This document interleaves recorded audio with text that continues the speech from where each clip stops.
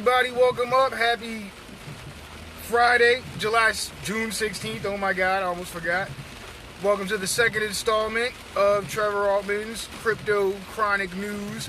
It's where I smoke weed and kind of discuss cryptocurrency with my audience and try to let you guys know what's going on in the cryptoverse. Well, seems like we're bouncing back from the big flash crash that happened. Every Bitcoin's sitting at around $24.50 right now. Litecoin's all the way up, higher than it was before the crash. It's sitting at $33, $32.75, fluctuating. Ether's up at $3.50. All in all, things look like they're heading in the right direction. I'm a little bit nervous about Bitcoin, though. The big news that is happening is this user-activated soft fork that's scheduled to take place on August 1st.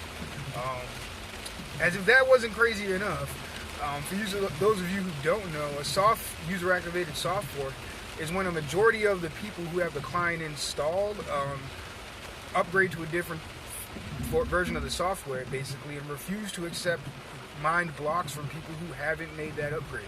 So, in a sense, it's kind of forcing the miners to play nice, to activate SegWit, which will increase the transaction speed and cost, reduce the cost of transactions on the Bitcoin network, as well as make obsolete something that's called ASIC Boost, which Bitmain has built into their mining rigs. So, I guess because they're super opposed to it, Bitmain, Jihan Wu, Nebuchadnezzar, has threatened to hard fork the soft fork, basically.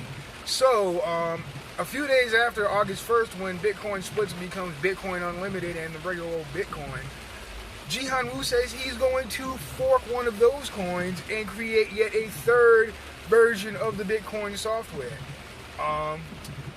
Could be good and bad. For those of you who have Bitcoin, after the fork and the refork, you'll have 3 different coins for every Bitcoin that you had now.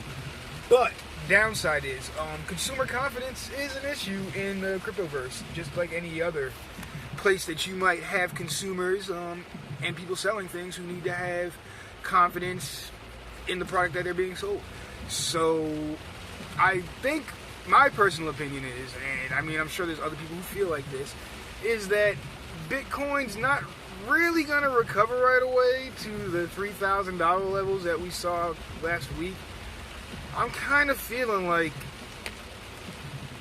Litecoin's the move to make. And not only because I hold hundreds of Litecoin and am also mining Litecoin, but because the whole issue right now with the segregated witness activation causing rifts in the community of Bitcoin and forks on forks on forks, seems like Litecoin already kind of settled that a couple months ago in March. I don't know how many people of you were in the community back then, but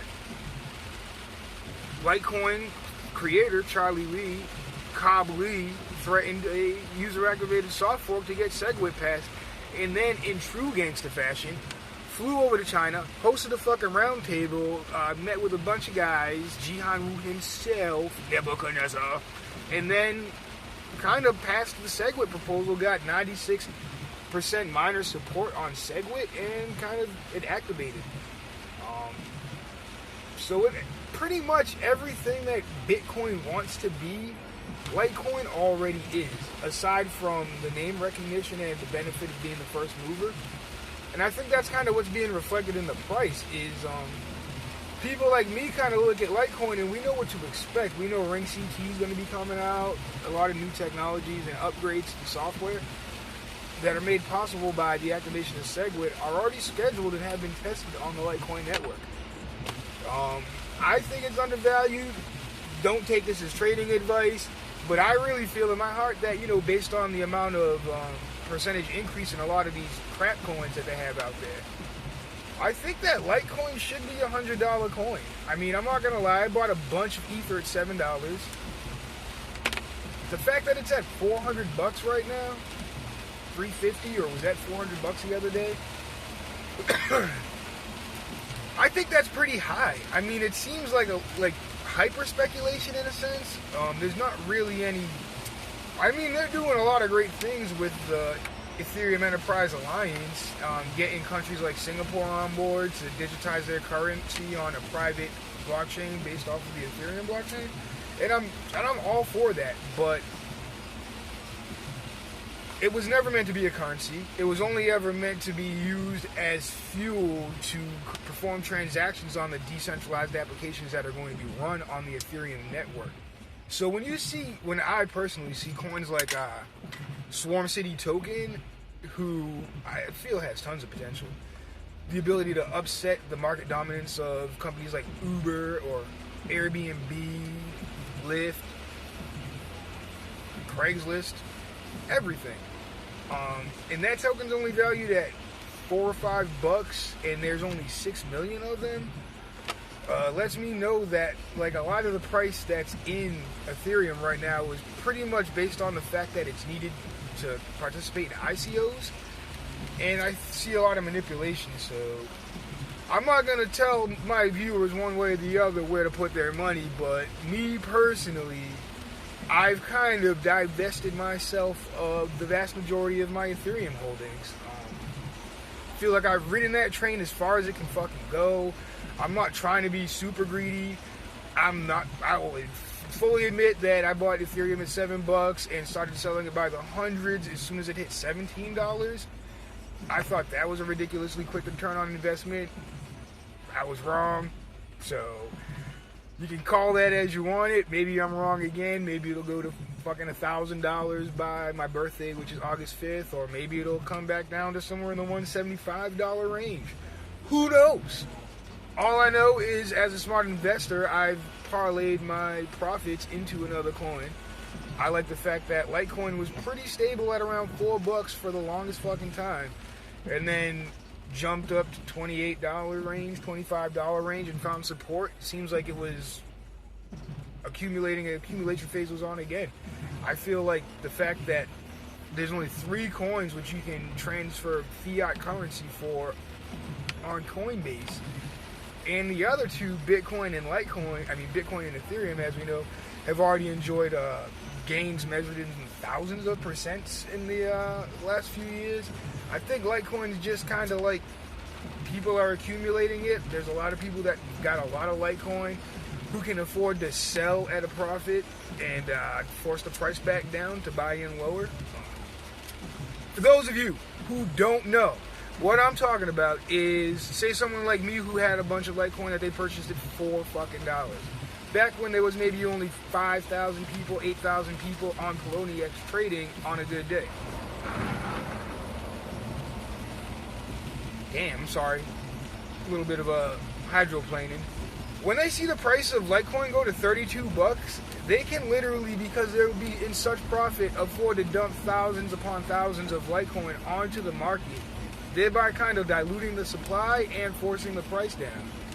Then with all the new Bitcoin or USDT that they have, or Ether, they can then go back and trade and scoop up more quantities of Litecoin than they sold, because they might have had, let's use a round number, 100 Litecoin that they sold at $30, pocketed $3,000 from it, but they drove the price way down.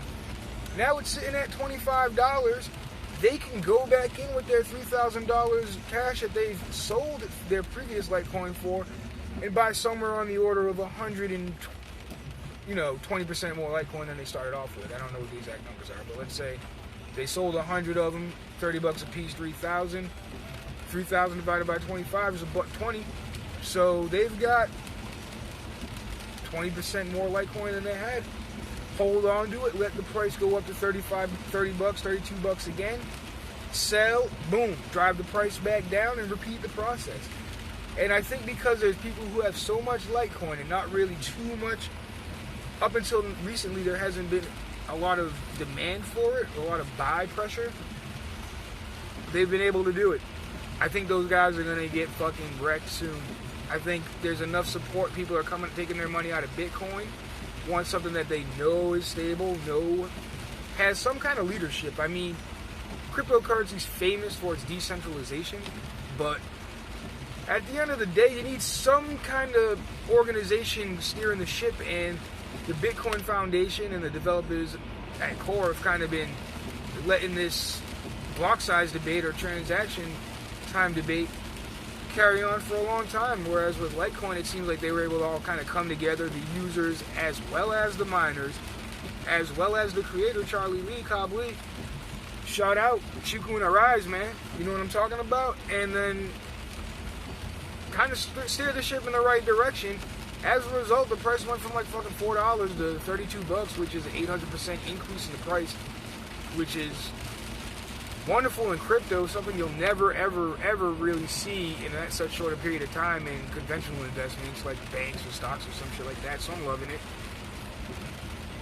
But yeah, so I don't know if this thing kind of developed into a pro Litecoin rant, but that's where I'm at right now. I bought in during the flash crash at about $24. Fuck yeah, shit's at like $33, and I'm talking in like 2 fucking days. Got out of all my, I'm not gonna lie, sold all my Bitcoin at around like $26.50. I wasn't really sure if it was just a scare tactic or if that shit was gonna crash. Once I seen it hit that 61% Fibonacci retracement level, I knew that shit was on. It dipped like maybe a hair below it, and I was like, yo, I'm not the only guy out there thinking this fucking way. I'm not a noob. Sell all my shit, buy it back lower. I'm not afraid in the future of crypto. I love the future of crypto. If you had some coins and when the flash crash happened, if you sold off and didn't buy back in intelligently, if you got scared to the point where you thought that, oh my god, maybe this was the it for Bitcoin, maybe this shit's never gonna fucking work, then you probably are in the wrong fucking hobby. Probably trying to get money the way wrong way. What you're supposed to do is, and I'm gonna tell you guys, you ready? I mean, are you really fucking ready? You're supposed to do what the fuck I did. You sell, when you see that shit going down, you're supposed to have always stop limits on all of your fucking coins. I don't care if you want upside exposure, downside exposure, you have fucking stop limits set in, because you don't want to go to sleep one day, wake up and be like, oh my god, there was a crash and all my shit's fucking worth half the price now, what do I do? You just gotta wait it out till the shit goes back up. You can't really make any moves, you don't want to sell any of your coins at a loss. So what you do is you have stop limit orders placed on all your coins. I was able to get out of Bitcoin at $26.50, $26.47.38 to be exact. Bought back in at around $22.40. Wish I would have bought back in at fucking $2,000. Oh my god. But $22.40. So the difference that I bought back in is $400. $400 divided by 26 is roughly 6.5. So I probably got about 15% more Bitcoin or total digital currency holdings than I had before the flash crash. Then the price goes back up, and within a matter of a week, I will end up having 15% more. Let's say when Bitcoin hits 3,000 again, I'll have 15% more US dollar equivalent than the last time it was at 3,000, because I exercised proper trading protocol during the flash crash. Coincidentally, I'm not in Bitcoin. I transferred all of that into Litecoin, so now I've got a shit ton of Litecoin. And I'm kind of happy with my decision, because not only did the price of Bitcoin recover, but Litecoin did even more marvelous. It was down from $24 where I bought in. Now it's at $33. That's an $11 increase in price in a couple of days. So I increased my overall holdings by taking into account the money I lost during the beginning phases of the flash crash. I'm up. And all smart money is up right now. The only people who lose on a flash crash are scaredy cats, people who are late to the game, and non-traders. If you're just holding your coins, then it doesn't matter to you. You're holding them, so you're in it for the long haul. But if you're trading, you should be watching those fucking charts pretty much constantly. Then you can take advantage of the flash crash. So sorry for this pro